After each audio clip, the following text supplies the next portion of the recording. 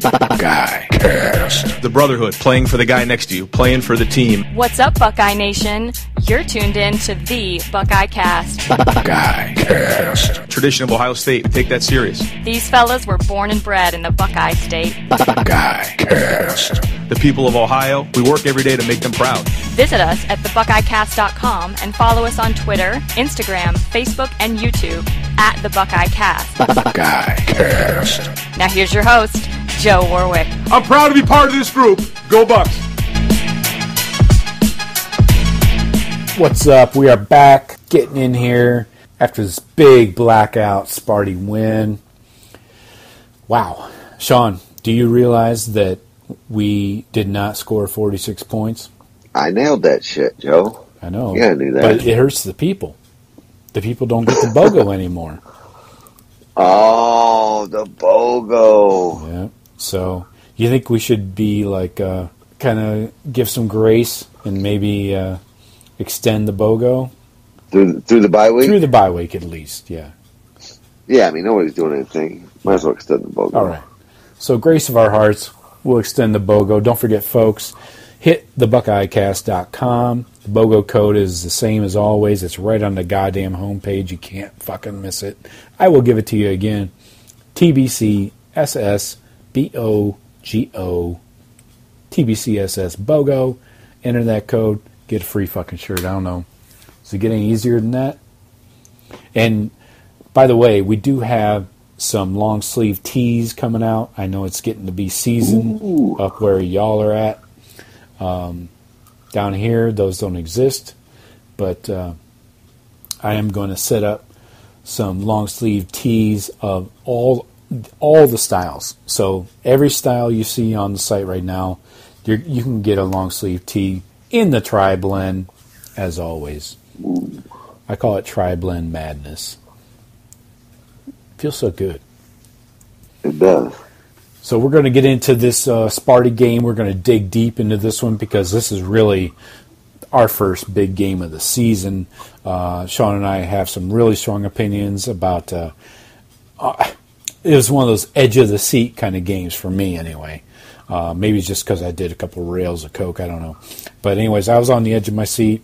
Then we're going to get into kind of a mid-season assessment of where we're at and our expectations, and maybe if we have time, we'll touch on position groups and who we think are doing well and not doing well. And we also have to touch on our usual Big Ten recap, which is highlighted by those cocksuckers up in the north. If we have time, what cocksuckers? Yeah. I think it's encouraged actually on podcasts. Yeah. They don't charge extra. Yeah, they would. Yeah, if we were getting regulated, this would be on nothing. If we have time, we'll get into some Week 7 stuff. We have a couple good Big Ten games plus some national games we can get into. Let's kick it off with Let's go. With this Sparty game. Shawn, I think Sparty got what they wanted in the first quarter, right? Oh my gosh, weren't you? I was watching it with some Sparty. Oh, did you? Faithful, yeah. And it's like, I was like, oh my gosh, what is going on? This isn't happening. I mean, 16 yards in the first quarter, is that what it was? Exactly, yeah. I was like, oh my, this is just how Sparty wins this game. Yeah. I got to pour a drink right now just to reassess this fucking game. And I was fucking pretty lit up. I was getting like, that feeling in your stomach, like, oh no. Yeah. This isn't good. Yeah. I was looking at either a bottle of Pepto-Bismol or a bottle of bourbon, and I chose the bourbon. I think that was a good call. And it's like they, the times in the past when they've beat us, that's how they do it. It's one of those games. You're thinking, Yep. Yeah, they go fumble. We convert to 0 on those, and I want to choke the fuck out of the kicker, as usual. We got our prerequisite 1 missed field goal for every game. Nailed that. Right. I mean, how long is this going to go on?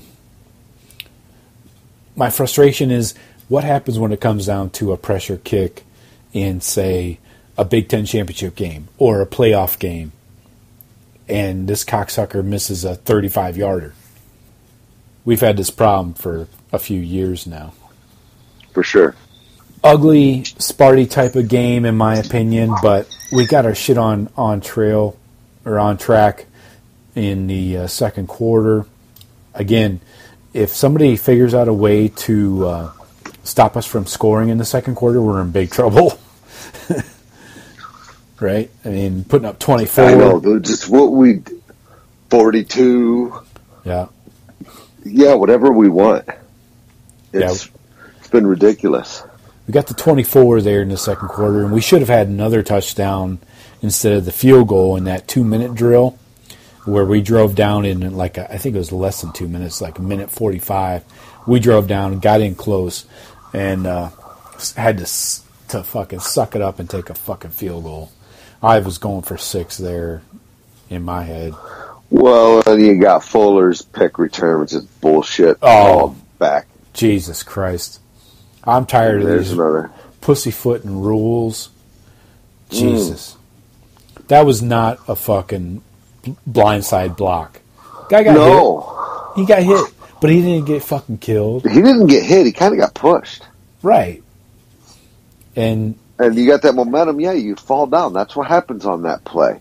He did not come in maliciously and put his, hammer that dude. And it was not in the back. That's the thing. It was not in the back. It was in the side.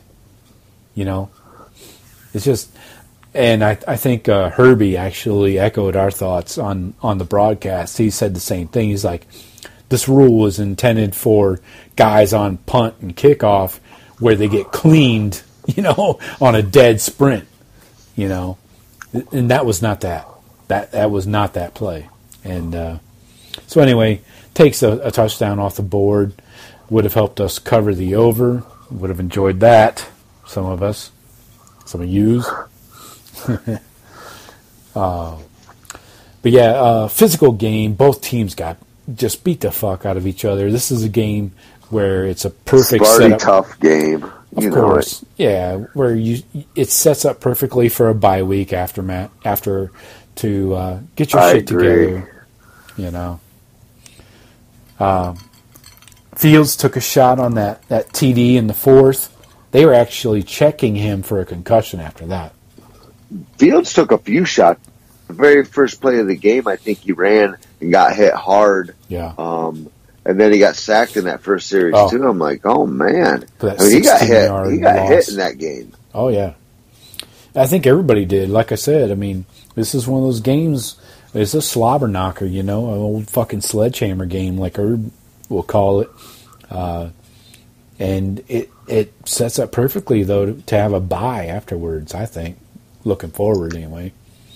But I'd agree. You get heal a little bit, and yeah, you got plenty of time to get yourself right.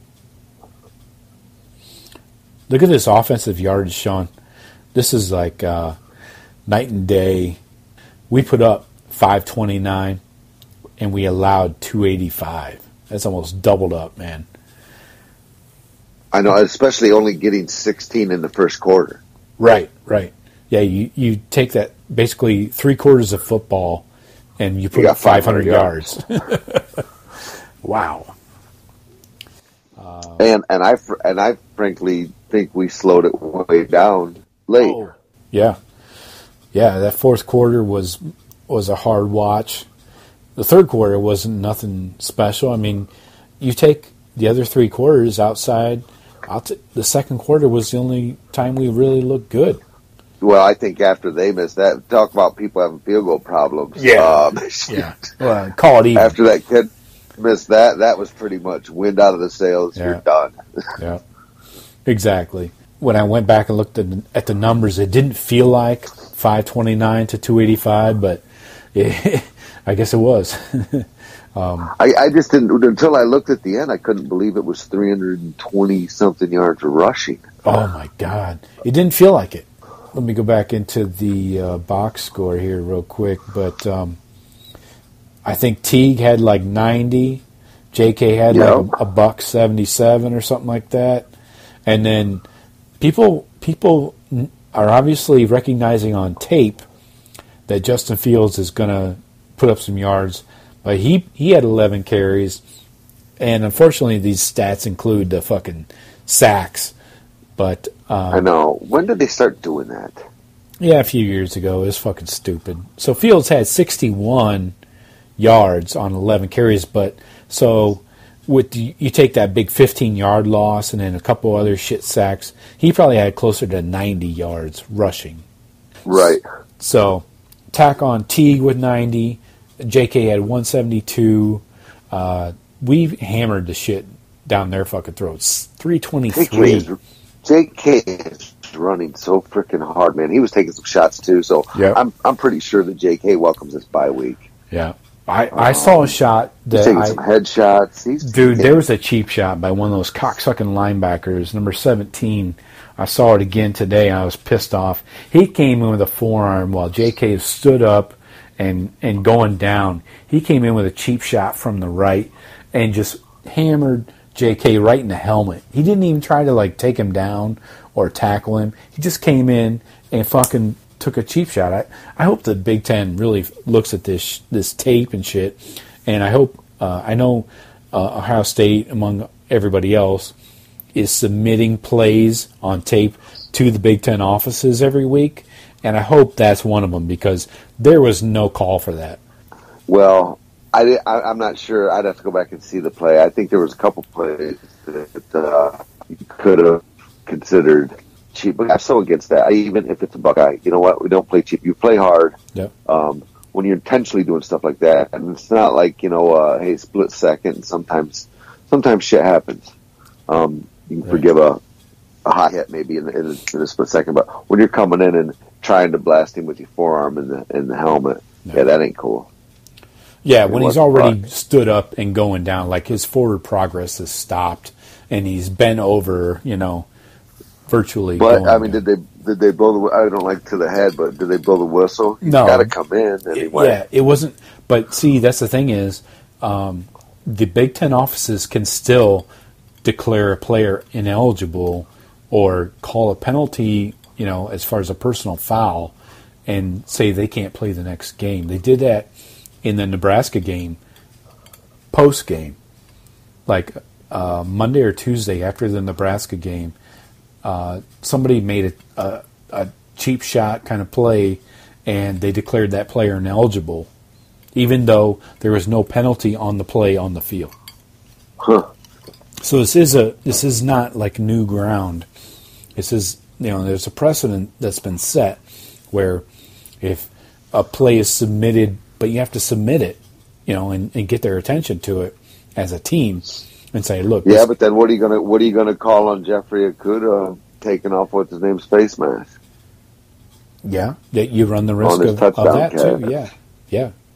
That was unnecessary in my opinion. Ripping his helmet off. Yep, but it goes both ways. I think it's not like he was, because he got up kind of chill about it. It's not like, I don't know. It's almost just like, hey, dick.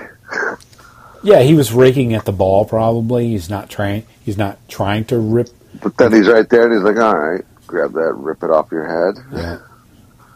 So, I'm sure there was plenty of jawing going on between those cocksuckers. Oh, there was a lot. Well, and Arnett and him were going at it the whole game. Yeah. Fucking Arnett, he wants to fight, man. But that's his game. I think it drives him. It makes him better. It is. He's totally balling out. Yeah. So, back to the game anyways. Penalties.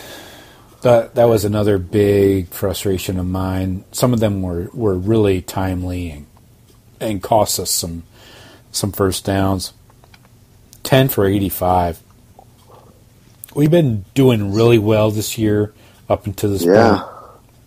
But the 10, and they had some costly ones as well, but not anywhere close to 10 penalties. Yeah. Is Jonah Jackson, he gets called for a holding penalty every week. Right. It's not just a holding. Every time he gets called, it's like a huge freaking play. Yep. Bring it back. Yep. They played for Rutgers. A couple times it's been BS, but Well, yeah, he played at Rutgers, and that was acceptable. You know, if you're not cheating, you're not trying. Well, they're not going to call him for that stuff when you're getting blown out by Ohio State by 50. You can let it go. A little bit. That's fine. Yeah. So you develop some bad habits. I think so. So, all in all, this is one of those games where the Buckeyes had to face some adversity, and they and they definitely have some coachable moments on tape to get this team better. Do you want to break this down by offense versus defense? Sure. I mean, you had, let's go into our offense with Fields and I got some. Fields basically came down to earth, right? Sure did. He had a good, solid game. I mean, good running, good. I mean, was in control, but threw his first pick. But I mean, that's just a whole hum day. I mean, I can't believe, 2 touchdown passes, runs one in, 17 of 25, and I'm like, most teams would love for their quarterback to have a day like that. Mm-hmm. It's all about getting the dub, really. You know, he looked, to me, in the first quarter, he looked rattled or confused. I couldn't tell which. He just looked like he didn't have any idea, or he was just too hyped up, maybe. I don't know. He just, especially with taking that 16-yard sack on the first series. Oh, I know. I was like, oh, my gosh. He took way too many sacks still. You know, this is something that we talked about before with his decision-making, and it has to be sped up, right? Well, even on the first play, like I said, he got hit. One guy tackled him. Another guy came in late and, cleaned him up. I was like, man, I don't want him to. The first play of the game, he doesn't need to be getting hit like that. Right. And then it was the next play or 2 plays later was the sack. Yeah. Yeah, they went 3 now. He should have thrown the ball away on that 2-yard gain. It wasn't worth that kind of hit or lay down. Yeah. Yeah. So this is the challenge we're kind of dealing with a first-year starter, you know, and you hope that it doesn't become costly in a game where it wins or it loses you a game, you know. Well, you know, it's almost like a relief to see it that, struggled a little bit, threw a pick. Yeah. I was a little concerned that he hadn't done that yet. Mm-hmm. And he thought a little bit invincible. Right. Yeah, it's good to have some adversity. Like I mentioned, this whole team, I think, experienced some adversity, and obviously the offense was a big recipient of that. Ben Vick had the big drop early on in the first quarter. Would have been huge drop, huge play, and would have possibly changed the complexion of the game. But then he comes back. Gets the TD, diving over the pylon again. That wasn't a touchdown. What? I don't think that was a touchdown. What do you mean? You think he fumbled it? I think we should have been out at the 1 or something. He didn't go out of bounds. He skied he was up. The ball never crossed the plane of the end zone. It did on the outside of the pylon, not the inside. Yeah. Or maybe over the pylon, I don't know. It didn't touch it nowhere near that pylon. It stayed outside the end zone the entire time. But he never touched out of bounds. He let the ball go before he touched out of bounds. And if anything, I would say it was a fumble live ball in the end zone, which nobody picked up. Right. So, I'll take the touchdown there. A great play. The play design to me was amazing because did you watch? I know Herbie replayed it and diagrammed it on the fucking that they were talking about it. Yeah. That was pretty sweet. There, you have as a defense, you have no way to combat that. You cannot cover that. There's no fucking way, man. I mean, your defense can't see that play is coming, and then when Justin Fields rolls out, and Ben Vick gives you a stock block kind of look, and then releases down the sideline, and nobody covers him, then you got JK underneath. So even if somebody does, like a safety comes over to cover Ben Vick, you still got JK, or JK can be used as a blocker, and Fields just runs for 30 to 40. That is a great play design. Well, Day was telling him, he was like, hey, I don't care how deep you get. So he's like, Right. suck them in. Yep, exactly. But that's where I worry about with Justin's like, hey, don't suck them in too much. That's where you take a 10-yard sack again, kid. Yeah, it's a great... And if it's not there for some reason, if the safety came over and got that, Yeah, then just throw it away. exactly. Now, how about the tempo change? I love this in the second quarter. I think that's really where Michigan State was hurting on defense, where we ramped up the tempo, and that's where we piled on the 24. I think that tempo change was key in getting those fuckers tired. You saw Dino take 1 or 2 timeouts to rest his guys on long drives, and those guys got worked over. They just don't have the fucking the depth, Well, what's crazy about what Ryan Day can do with this tempo, I always felt like, either a tempo team, like I feel we were some years, or you're not. And you can kind of transition back and forth, but Day can transition in and out of tempo like seamlessly. Like right. In a drive. Yeah. Not in a quarter, in a specific drive. Yeah. Yeah, it's pretty nice to watch. Yep. Yeah, so we put up 74 plays on Sparty. That's a lot. So I think that was key in the second quarter to kind of catapult us to the 24-point mark just in that quarter. Highlighted by Farrell, the tight end, with his first TD of the season. Dobbs and the O-line seemed to really gain some steam in that quarter.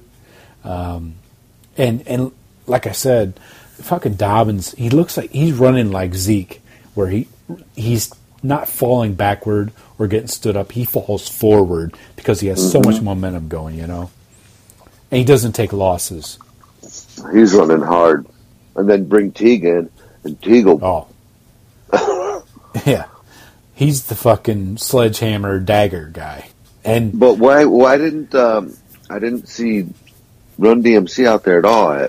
Yeah. Returning anything? Or? It's a great question, and nobody has talked about it. And we got no answers after the game. I don't know what's up with Run DMC.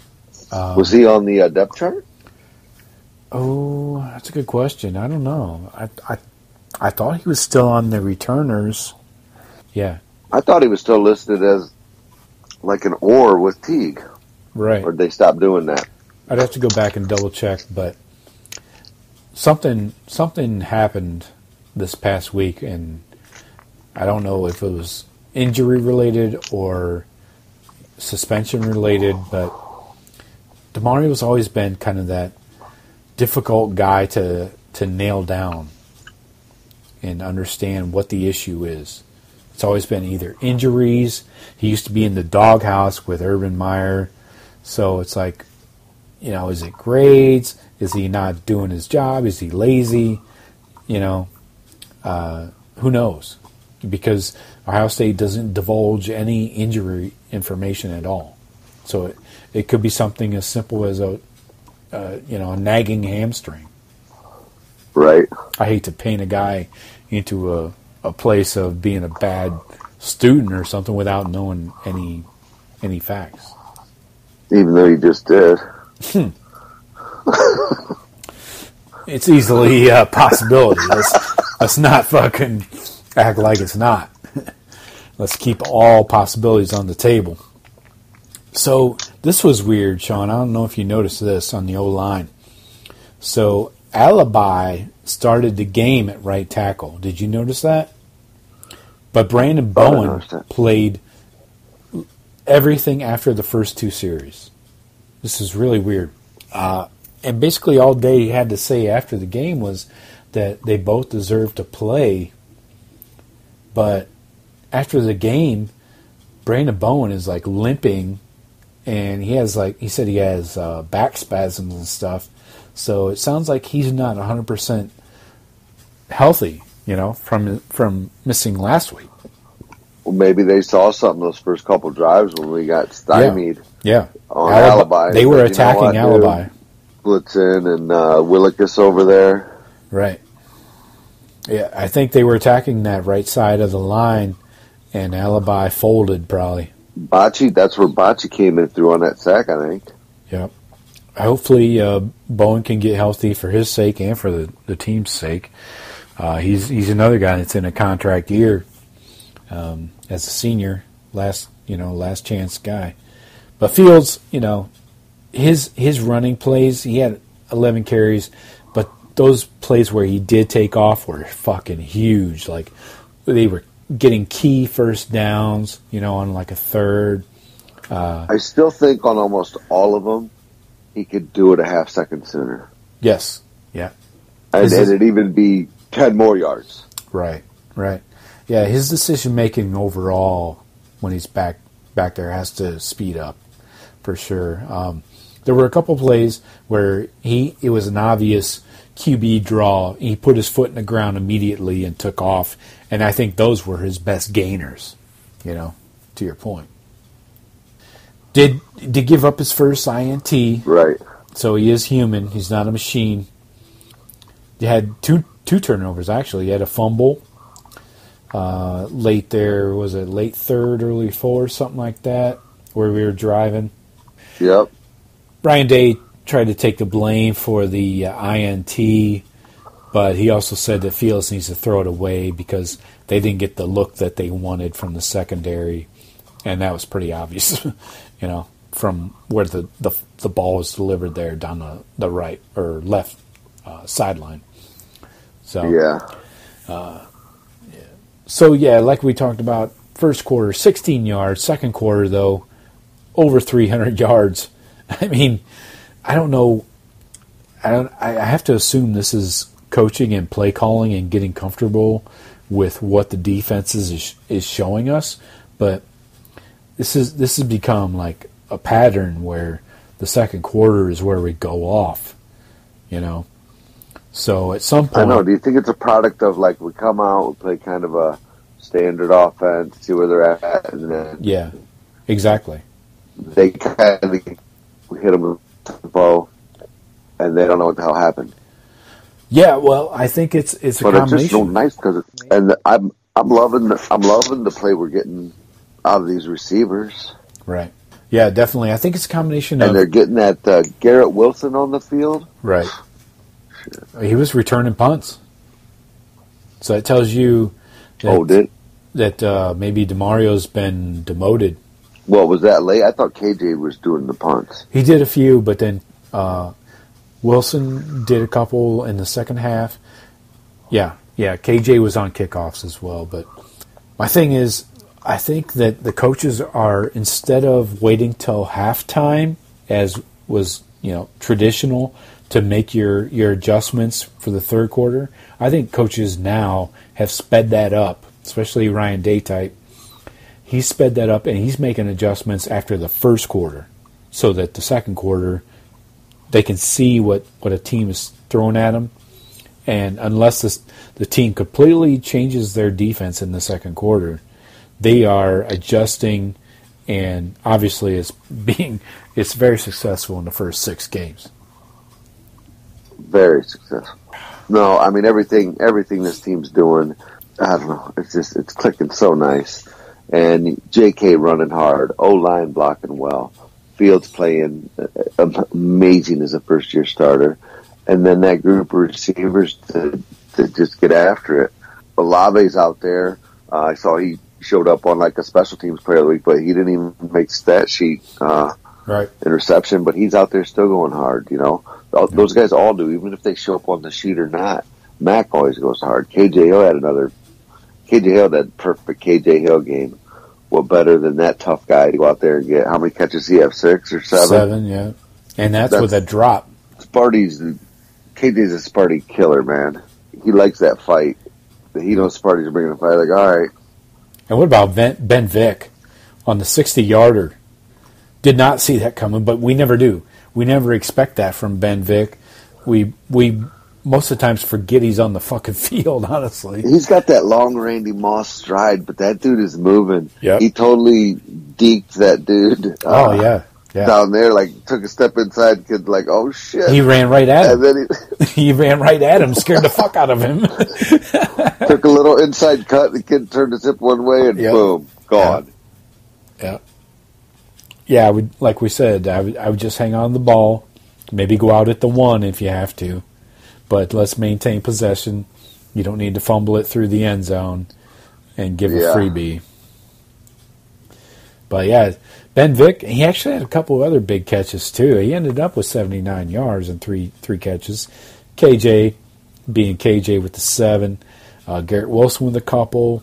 Luke Farrell, that was a great effort by Luke Farrell on that 21-yard. Oh yeah, I mean, catch Bocce and was run. Trying to get it. He got off Bocce's tackle. He fucking ran right through like 3 dudes. Yep. Yeah, Mack had a big catch there.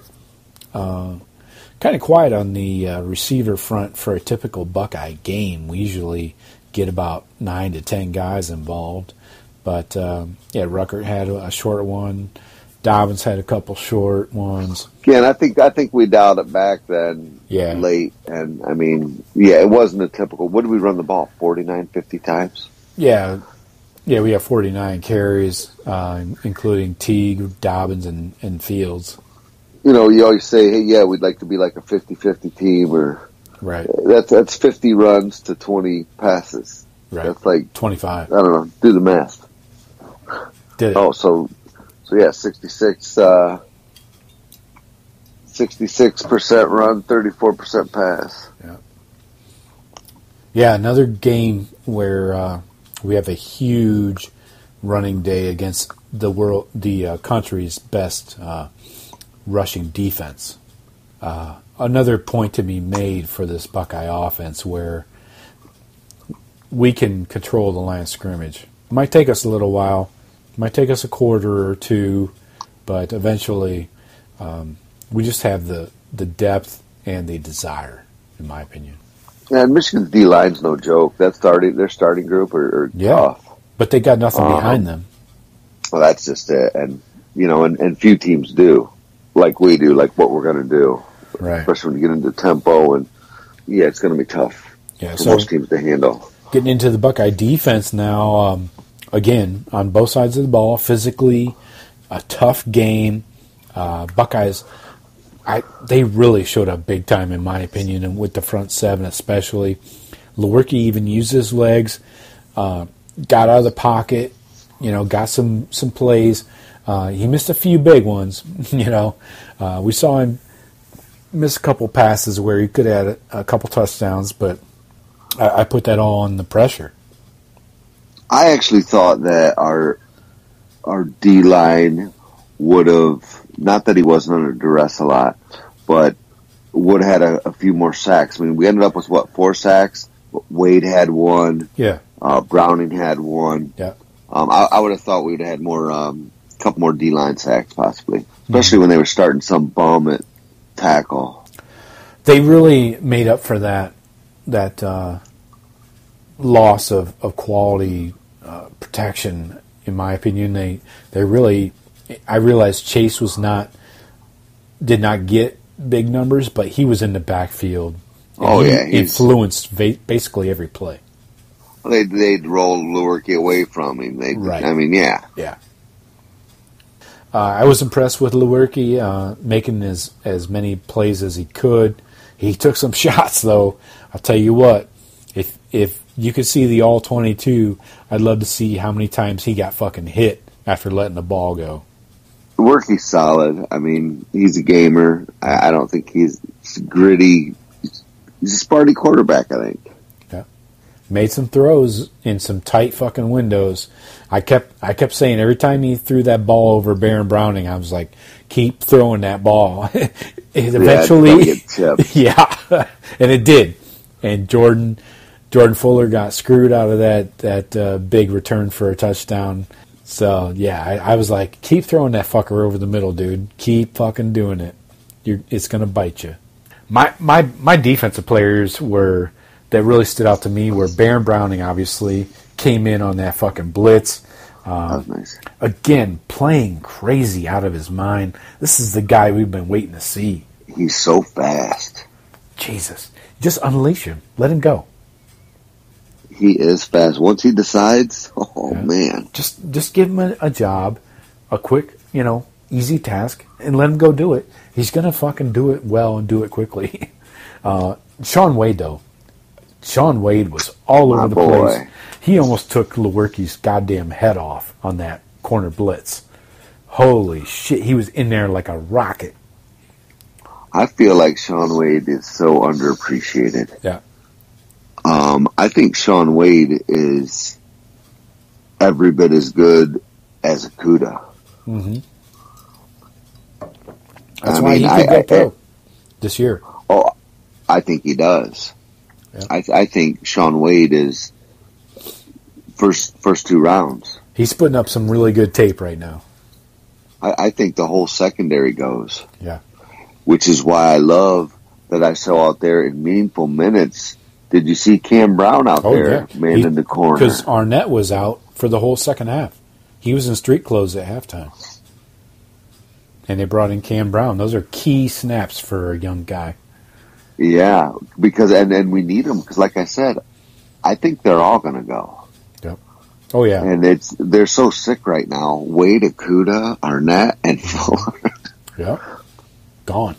And Proctor was getting a little time in there too. Proctor made a couple plays. He's lowering the He made that huge hit. Yeah.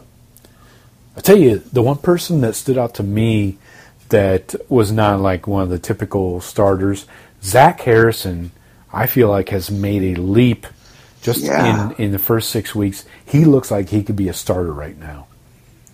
He is causing havoc in the backfield. He's stringing plays out to the sideline. He's running side to side, and he looks like he has grown as a player, like mentally and ability-wise. He's not just a fast guy out there running around chasing the ball. I'm really impressed. No, he looks great. And you know who's becoming having a nice year, utility guy for us? Shawn Cornell, man. Yeah. Like that dude. Yeah, he's bringing a lot of quality depth inside. Or out, wherever you need him, man. Yeah. You have a couple ends to go down, he'll go out there and have a game. Right. Yeah, it was great. Tyreek Smith still didn't look healthy. He was kind of quiet. He got some pressure in there, but for the most part, didn't do a lot. Chase was pretty much the edge rusher for the game that caused a lot of havoc. What else? Dude, did you see these field goals? Chase was in there on 2 of them. The first 2 field goals the one they missed, one they made in the first half. He came in over the guard. He's up there. He fucking misses them. 2 of them. He missed them. They were like to the side of him. They were not over him. They were to the side of him. Like he just basically didn't put his hands in the right spot. Yeah, it happens though. I mean, game of inches, man. Yeah, and angles apparently. One negative I do need to pound on is I hate to do it because the guy's like the QB is a defense, but Tough Borland. I know he had 1 or 2 good plays in the backfield, but yeah, it seems like every time he's on the field, he's chasing. Am I crazy? You ain't crazy. Is he always chasing like a tight end or somebody? It seems like it. It's far too often. Like it's far too often, in my opinion. I realize. And with Browning out there, just making play after play. It seems. Yeah, and Malik's a beast. Good gosh. And Malik comes with the thunder. He's not just trying to wrap you up. So does Browning. Him and Browning bring the wood. Yeah, they are angry. Man. They are angry. Yeah, we talked about Proctor and Cam Brown getting in there in the second half. Basically, filled out the second half for the Buckeyes on defense. Buckeyes pitched a shutout in the second half. That's hard to do. I know. My buddy threw a live bet down, gave 7 to Michigan State.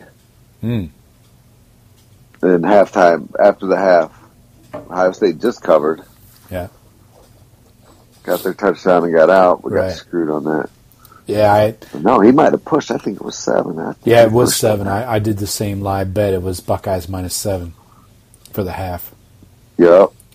I did that, and then the over/under for the total on the second half was 14.5. Obviously, that didn't happen. So check out these drives. I got the Sparty drive chart here. This is how the game went for Sparty. Tell me how this sounds to you. Fumble, fumble, punt, punt, TD, field goal, punt, missed field goal, punt, punt, punt, INT, punt. How many points does that sound like? About Sparty's average. 10. Yeah. About Sparty's average. I love this after the game, though. I don't know if you saw this, Shawn, but Coach Mick was given the game ball by Ryan Day. Nice. Yeah. Toughness. He builds the toughness into the team, into the program, and that was required this week, obviously. It was highlighted. It is. I mean, with Herb and Day, yes, but it's as much mixed program as it is those guys. Oh, yeah. They have 100% ownership. And I don't know, hopefully, Mick's been here how long? 8th year? Well, this will be his 8th, yeah. Herb was here 7. So I'm hoping Mick know that he is loved by Buckeye Nation. And if Herb were to take another job, that he's built up his own credit at Ohio State. Yep. And doesn't need to ride anybody's coattails any longer, really. Right. He is the man. Exactly. So, yeah, it was great to see him get the game ball, and obviously was a huge part in this Buckeye victory, and he's the motivator now. Herb used to be somewhat the motivator, like especially pregame speeches and things like that. Now, Coach Mick has kind of continued that, and Ryan Day, I'm not sure he's quite the motivator. So, but Mick takes up that mantle and is carrying it. For sure. I think it's a great combination. Yeah. And he's strong at it. So, anything else we need to touch on the Sparty game? Well, just here we are halfway through the season. Yeah. Spartans got issues. Obviously, they can't score. Right. Their fans are freaking out because they go Ohio State, Wisconsin, Penn State. Yeah. And so they're in trouble. There's no time to hey, we got a couple weeks to fix this. No. You better fix it now. I don't know. I don't know how they do that. I don't know. They probably have the team to maybe slow down Whiskey. I don't know. We just ran all over them. Yeah. After getting beaten up, I think they're coming off like a physically taxing game with no bye week to recover. That sounds like a nightmare scenario. And then they're heading to Penn State. Yeah. That doesn't help. Or no, Penn State's coming, I think, to their place. Either way, I think Penn State's probably the second best team in the conference. I don't know. Whiskey might be, and Sparty's got to go to Camp Randall next weekend. Yeah, from Columbus to Camp Randall. Ouch. Yeah. No thanks. So, how do you assess this Buckeye team at the midway point? Have your expectations changed, or is this right in line with how you saw this team going? Well, me, I was wishy-washy. I thought, hey, this could be a 9-3 team with a new coach, new line, new quarterback. Mm-hmm. I had tempered expectations, but I knew the talent level around those things was just amazing. I knew all those linemen. A couple of them had seen some playing time, been in the system for a couple years. Figured they'd be good. They're better. The O-line's better than I expected them to be. Justin Fields has been better than I expected him to be. I think we're the best team in the country. I'd play anybody right now. I wonder what Vegas would have on a neutral field. Bama, Ohio State. That'd be a close line. I think I had those. I had those odds. If we're a dog against anybody, it could only be them. These may not be the most recent odds, especially after Clemson's terrible showing recently. I have to go back. Here we go. I got it. So right now, not all books are offering this, but Buckeyes versus Michigan at Michigan are a 12-point favorite. 12 at Michigan. Yes. Factor in the home. In college, it's 3.5. So factor Weren't we getting 7 before the season started? Damn. Did you put any down on that? Yeah, we were on the flip side. I got down on the... I have to go back and check my account, but I think it was 3.5. I eventually got in. Buckeyes plus 3.5, by the way. Nice. So, but then the other Ohio State odds are Bama -3 on a neutral, Clemson -2 on a neutral. Bullshit. But these were a week ago. Yeah, the 30th. I don't see as... I haven't watched all those teams play much. Seen some of their numbers. Ohio State is complete. Offensive, defensive, special teams. Yeah. I mean, you got Bama starting 4 freshmen on defense. That's a big problem. And then Clemson, the fucking sunshine is not shining on the sunshine. He does not look like the Heisman assumed quarterback everybody's been counting him as. So, well, didn't they have to replace 3 first-round defensive line picks? Yeah, but they reloaded pretty well. Their defense is not terrible. Their offense is somewhat suspect, especially Trevor Lawrence. Running game's still decent, but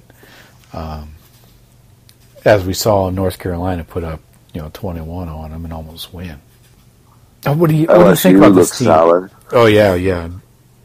They got a big one this week we want to get into in a minute. But what do you think about this team? Let me run down these positions. You just give me a quick letter grade, A, B, C, D. You can do pluses and minuses if you want. But let me run through the positions, and I want to hear your opinion. Quarterback. A. Okay. Let's go running backs, plural. A. Okay. Wide receivers. B plus. Okay. O-line. A. Tight ends. B plus. Okay. All right, let's flip it over. Chase Young's on pace, by the way, for 17 sacks this year. Jesus Christ. So let's go D-line. A plus. It's the best D-line in the country. Deepest. Got it. I agree. Linebackers. I give the linebackers a solid B. Okay. Borland brings that grade down. Yep. Okay. DBs. A. Oh, all right. I think our secondary is I think our D-line the best, deepest in the country, and I think our starting secondary, we might not have the deepest secondary in the country, but the starters, I think, are the best. Yeah, I agree. Our depth in the secondary is a concern. At least we're getting guys like Cam Brown and Seven Banks some reps, but it's not a lot of quality reps. So I agree with most of your grades there. I think there's definitely room for improvement, especially on the quarterback. Running game's fine. O-line needs to be more consistent, I would say, and I hope that time will improve that. Wide receivers, no questions there. They're good and fine. D-line's good and fine. Linebackers, again, depends on who you're talking about and what the opponent is putting on the field. So I agree with you mostly there. DBs, again, need to grow some depth. So let's get into a little Big Ten recap this week, as we might have ventured into earlier. Michigan versus Iowa. Dude. Well, you were first to call it last week after the Rutgers beat down. I told you Michigan was back, and again, they're on a 2-game winning streak. So, but this game, I watched this fucking game, and I'm pretty much sorry I did. They set I watched too much of it myself. They set offensive football back 30 fucking years, dude. I thought I was watching something from the mid '80s. This was horrific. Both quarterbacks were terrible. Now that Gaddis on the sideline, it's much better for Michigan. Yeah, you would have thought. We assume so. Because they put up 50-plus on Rutgers, right? That makes everything all good. I was listening to Valenti today. They were talking about, is this Gaddis maybe a one and done? It could be. And then it's like, Harbaugh's burning through coordinators. Yeah. He could be it's a mess. Less than one and done. I've heard rumors. I watched these. Less than one and done? I watched these Michigan podcasts on YouTube, and this one guy is pretty plugged in. His last name's Yoder. I don't know where he works or where he gets his info, but he called. He had the Zach Charbonnet injury 2 weeks ago, and where Charbonnet played like 2 snaps and didn't do anything. After 33, the game before that. Exactly, and all the other beat writers said this guy was full of shit. So he's saying that Gaddis could be fired by midseason, and so we're at that point. And I think this move down to the field is kind of a last gasp kind of effort, right? If that's truly how the state of the offense is showing. I mean, these guys are still running Harbaugh's plays, though. It's first down run, first down dive. Yeah, they're in trouble. I mean, you know what? Okay, Iowa's a pretty decent team. They both got offensive problems. Michigan's D solid. Iowa's D solid. Yeah. Michigan, if you listen to the Cups Half Full people up here, Michigan fan will tell you, hey, all our goals are still in front of us. Yeah. You run the table. Right. Win the Big Ten. You get redemption against Wisconsin. And you're probably in the playoff. Right. Now, after that happening, they're like, because we haven't seen anything close that resembles a team that could do that.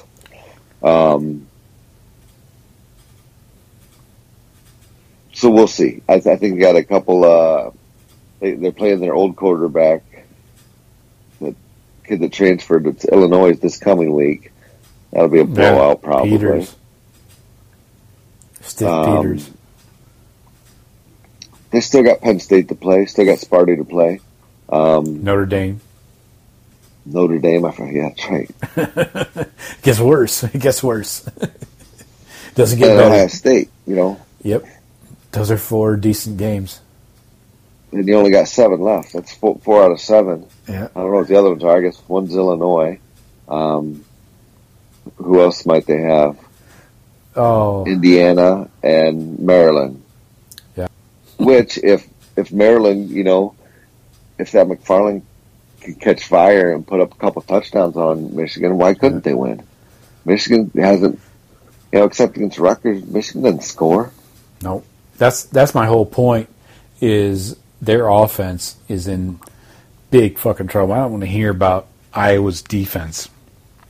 Shea Patterson's not that good, dude. Do you watch you watch the game? He's not that good. These 2 quarterbacks are the worst quarterbacks I've seen in years.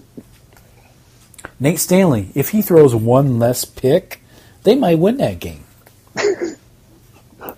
Honestly. What the fuck? He did have an awful game. And he's just chucking it down the field, too. Like his 80th start, and he played like it was his first. Right. He's just chucking it downfield to see what happens. And these quotes are laughable. Yeah, I gotta put these out there because they need more exposure. Unfortunately, people that aren't really into college football will never hear these. But Harbaugh, after the game, said their offense is hitting their stride. That's a quote. I'll try and... Is he trolling? Oh, I thought he said that. I've heard that. I thought he said that before the game. No. After they blew out Rutgers. No, this is after the Iowa game. He said that after Iowa? Yeah. Oh, my gosh. Then today, his latest quote is, he was asked about how he'd rate the QB development under him at Michigan, and he said, "Wouldn't really go into it. Would rather not toot my own horn." Are you kidding me? It's like a clown horn. I dare you to fucking toot your own horn, dude. Oh my God, this guy's a joke. He hasn't developed any quarterback he's recruited, and frankly, he hasn't recruited any or developed any quarterback that he's brought in on transfer, which is most of them. No. Who was that first stiff he ran out there? Oh yeah, the guy from Iowa. Yeah, anyway. That guy was terrible. This is just laughable. Harbaugh lives in like a fantasy land where he wins every game and he coaches. He thinks he's fucking Bear fucking Bryant or something. He doesn't understand that these are real games being played on the field. Huh. I know. Would you love to see Lovey take him out? Oh, God. That would be perfect, actually, because Brandon Peters, the transfer comes in, maybe wipes his ass with Harbaugh. For sure. You texted me that question earlier. Would I rather see Michigan win out and play us really highly ranked? And no. I'd rather see them get their ass kicked. You want to see the implosion, huh? Yeah. I mean, either way, I think it's... Well, if he ran the table and just got beat by us, it's like, oh, Harbaugh's so close. Right. But two losses makes him look good. If he loses 3 or 4 on the year, yeah, I'm fine with that. I want to see how he reacts. It's going to be funny. He's going to be up there mumbling, bumbling. Yeah. Oh, dude. You're probably not watching Monday Night Football, but I just saw this on. So you got Nick Bosa going against Baker Mayfield. So remember when Baker Mayfield tried to plant the flag in Ohio State? Turf. Joey Bosa he sacked Baker and did that move. He did a little swing left, swing right with both hands, and then a plant of a fake flag. That's some serious trash. I love it. So good. Buckeye never forgets. Speaking of that, did you hear Brady talk to Haskins? Yeah, that was good. You like that? We never beat you guys. That's right. We're going to keep it that way. You guys beat us every time. So yeah, interesting week 6. Now let's get into the back half. Buckeyes got the week off, but there is no shortage of quality football games, I'll tell you that. I got my fucking reservations on my couch all locked up. Sparty at Whiskey.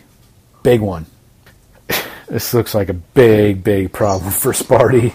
I don't know how they put up any points to hang with Whiskey. At Camp Randall. Yeah. Yeah, this is where, and if they do the slide, and just, they lose all 3 of these in a row. Right. Ohio State, Whiskey, Penn State. Right. I mean, then their only hope for a decent season is to beat Michigan. Right. And that's a stretch at this point, honestly. That could be a battle. It's going to be an ugly gosh. I will watch it, but that's going to be an ugly one. Yep. I think Whiskey's going to roll right through them. Now Michigan State's not even ranked. Whiskey's number 8. Whiskey's been rolling through people with Jonathan Taylor playing like half the fucking game. He is insane. That dude is so fucking fast. I mean, he's hard. I mean, he takes some damage. We've seen him sit out some quarters here and there. When he gets in the open field, good night. Man, everything about that kid is amazing. Yeah. Yeah, he's a handful. So it's a 3:30 game. Pencil that into your honeydew schedule. Then you got another good one here. This is not to be underestimated. I think this might be the better game in the Big Ten schedule. Penn State at Iowa. Iowa just got beat up on here. They went into a pretty physical game with Michigan, but now they get to go back home. And Penn State, I don't know if we've really seen them be challenged much yet, physically anyway. I know they had a tough game against Pitt, but this is Big Ten play. We'll see. I don't know. The way Stanley played so shitty, I don't know. Penn State's got a good D-line. I think Penn State goes out there. But you never know. Magic stuff happens out there at Iowa. You can call it magic if you want. Penn State's a 5-point favorite out there right now. That's pretty slim. I don't know. Like you said, nobody knows what happens out in that corn shit. Well, I'm laying on the Lions. What do we got here? Michigan State, just to check the spread there. Michigan State is a 10-point dog going into whiskey. And that's probably generous. I think that point spread could easily be 14-21. We saw whiskey get gassed in that second quarter, man. You go a little up tempo, and that O-line starts leaning on somebody. I don't think whiskey is as dynamic as us. Oh, they're not dynamic at all. They're going to line up and run the same thing every play, basically. But that plays right into Bocce and Willikis ball. That's Mark D'Antonio ball right there. I get you, but they don't have the program depth at those front 7 positions where they can't sustain a 12 to 15 play drive physically. That's going to be a ball game. I'm going to watch those two very closely because I want to see where we measure up. That Penn State game, by the way, is a 7:30, so that's your night game. But it's going up against Florida LSU.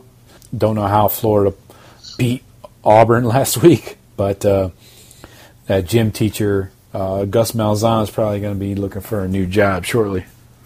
Right. Also, you got the Red River rivalry, Texas OU. Which is decent this year. Oh, it's a great game, dude. Definitely not going to watch Michigan, Illinois at noon. No. I'm not going to watch Georgia, South Carolina at noon. That's it. That's the game to watch at noon. You also got at 3:30, you can go split screen, or what I like to do is pull up a few laptops, and I'll go Bama versus A&M. Maybe A&M can figure something out there. Now I'll go side by side with Michigan State, Wisconsin. See what's happening there. You got Notre Dame, USC at 7:30. That's in South Bend. The classic matchup.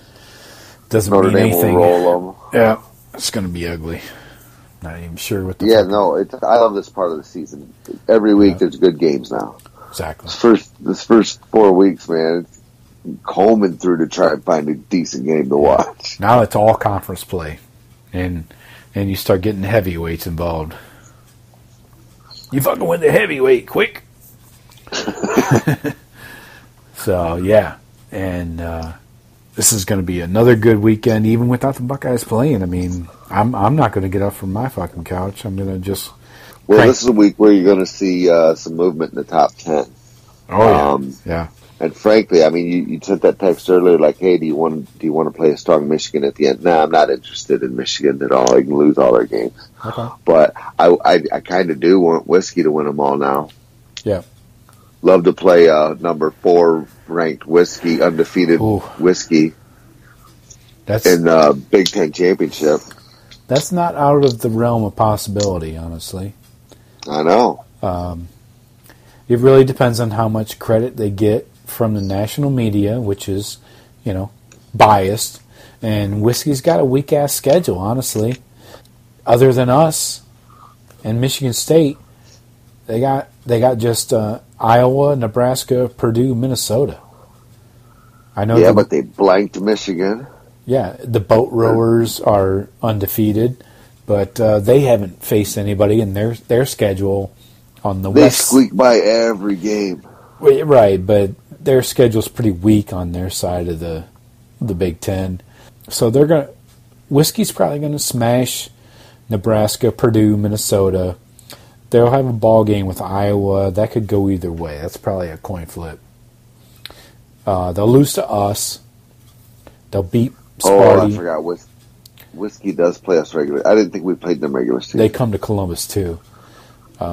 So they'll beat Sparty, beat Illinois, probably beat Iowa, beat Nebraska, Purdue, Minnesota, lose to us. So they'll be a one-loss team going into the Big Ten championship game.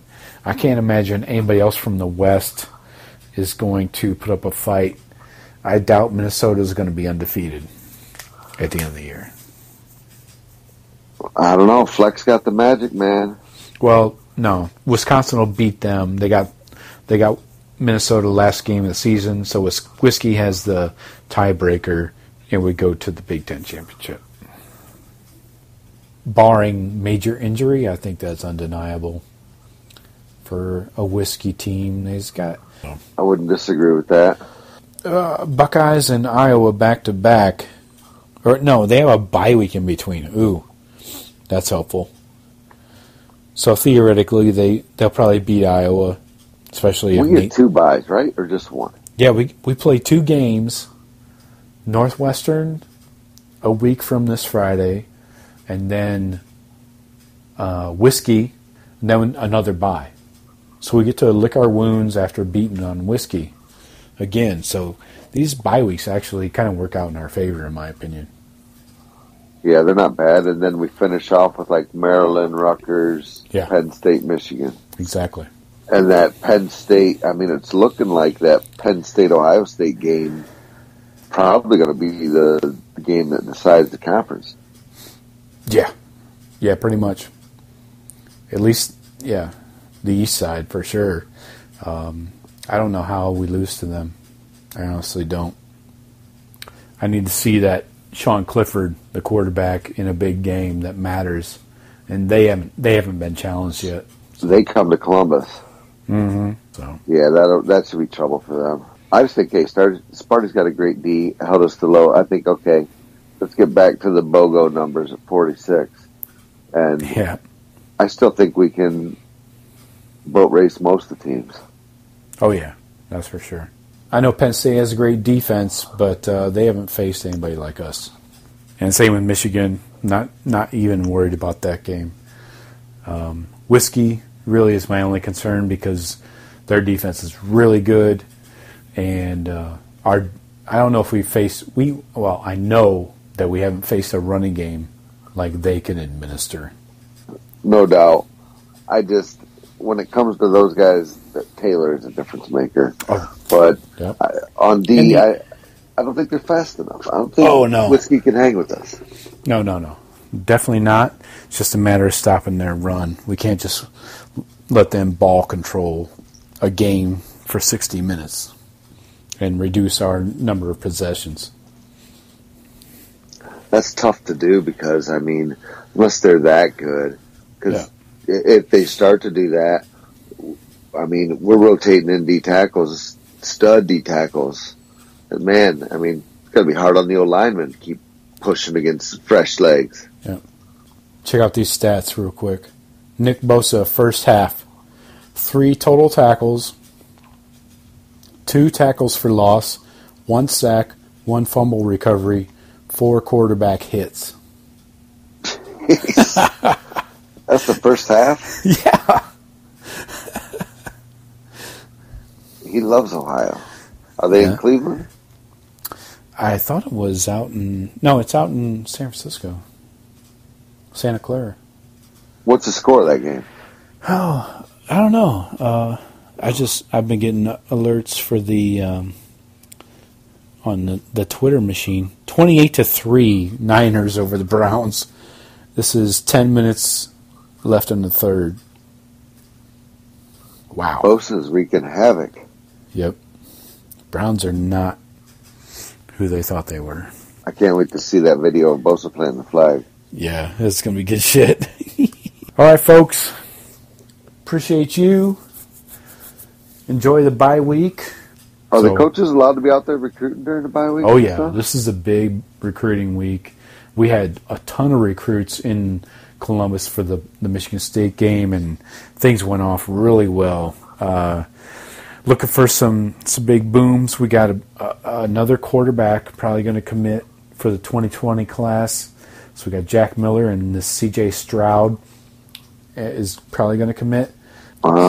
So big recruiting. We got like 4 more slots left, and basically looking at a quarterback, running back, a DB, like corner, and then a D lineman. Those are the targets.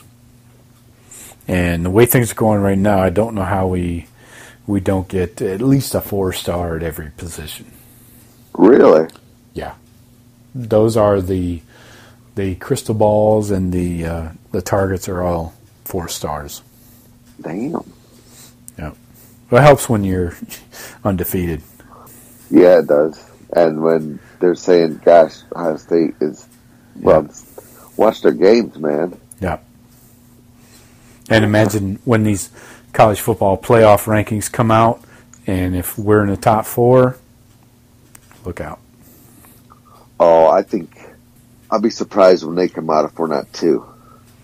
Yeah. It doesn't matter to me as long as we're in the top 4.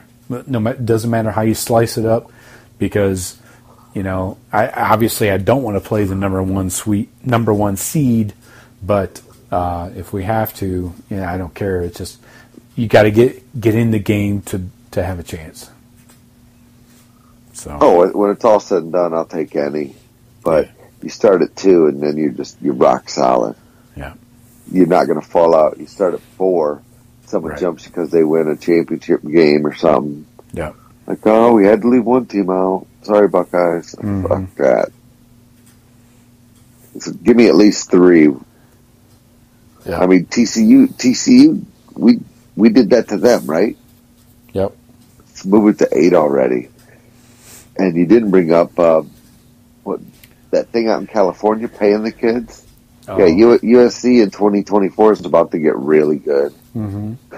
Yeah, I was saving that for next weekend. We can discuss that maybe at a different time, but that's nuts. Yeah, there's a lot of ins and outs and a lot of what have yous. We'll do that over the bye week. All right, folks. All right. Thank you for joining us. Be good. All right. Thank you, Shawn. Sir. Appreciate it. We will see you next week. Peace.